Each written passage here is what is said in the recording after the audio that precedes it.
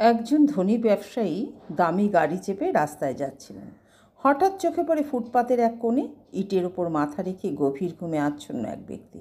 প্রচণ্ড রোদ, ধুলোবালি, গাড়ির আওয়াজ, তবুও ঘুম কেমন করে আসে লোকটার।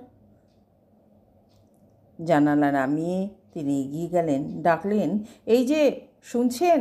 ধর্মর করে উঠে লোকটি বললে, কী হয়েছে স্যার? এই গরমে এই জায়গায় ঘুমোচ্ছেন কেন? ঘর নেই? লোকটা হেসে বলে, ঘর আছে স্যার, গ্রামে। ভোরে উঠে শহরে পেন বিক্রি করতে আসি, বিকেলে ফিরে যাই। ঘুম পেয়েছিল, তাই একটু চোখ লেগে গিয়েছিল। ব্যবসায়ী জানতে চাইলেন, আজ কেমন বিক্রি হলো? 150 টাকা। সন্ধ্যায় আবার এক গ্যারেজে কাজ করি, কিছু টাকা আসে, সংসার চলে যায় কোনোভাবে। তবে মেয়েটা কয়েকদিন ধরে অসুস্থ, জ্বর যাচ্ছে না, একদম জ্বরটা কমছে না। ভদ্রলোক পকেট থেকে 500 টাকা বের করে বললেন, এই নাও, মেয়ের জন্য কিছু ফল কিনে নিও। লোকটি টাকা নিতে অস্বীকার করে বলল, আমার কাছে টাকা আছে স্যার, এমনি এমনি নেব না। আপনি বরং আমার কাছ থেকে একটা পেন কিনুন, তাহলে আপনার কাছ থেকে টাকাটা আমি নিতে পারি। এই পেনে খুব সুন্দর গন্ধ আছে। ব্যবসায়ী মুগ্ধ হয়ে কিছুক্ষণ ভেবে বললেন, তুমি সৎ মানুষ, আমি তোমাকে 50,000 টাকা দিতে চাই।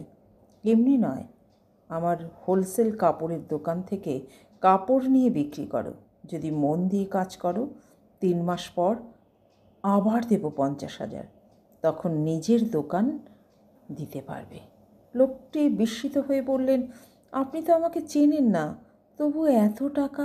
ভদ্রলোক হাসলেন, এই সামান্য টাকা আমার কিচ্ছু যায় আসে না, কিন্তু তোমার জীবনে যদি এই সামান্য দিয়েই পরিবর্তন আসে, তবেই তো এর মূল্য। কয়েক বছর কেটে গেছে। সেই পেনওয়ালা এখন সফল ব্যবসায়ী। শহরে 3টি দোকান, ফ্ল্যাট, গাড়ি সবই আছে। একদিন হঠাৎ ডাক্তারের চেম্বারে দেখা হলো সেই উপকারী ভদ্রলোকের সঙ্গে। এই যে ভাই, তুমি এখানে? স্যার, চেক আপে এসেছিলাম। হ্যাঁ, চেক আপেই এসেছি। সুগার, প্রেশার ধরেছে, ঘুম হয় না মোটেও।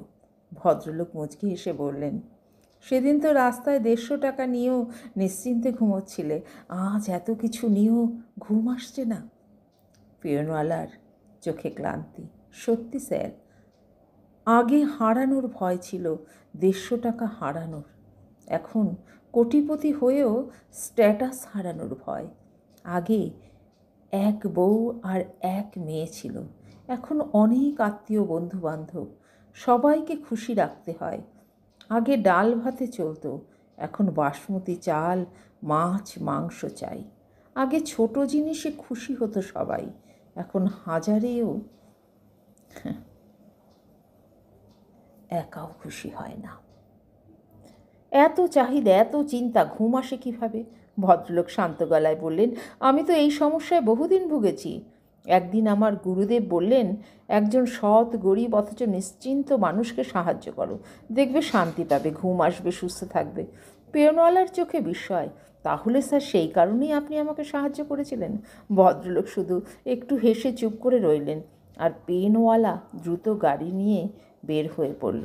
তার চোখ এখন শুধু ফুটপাতের দিকে, কোথায় একটা দুস্থ মানুষ পাবে।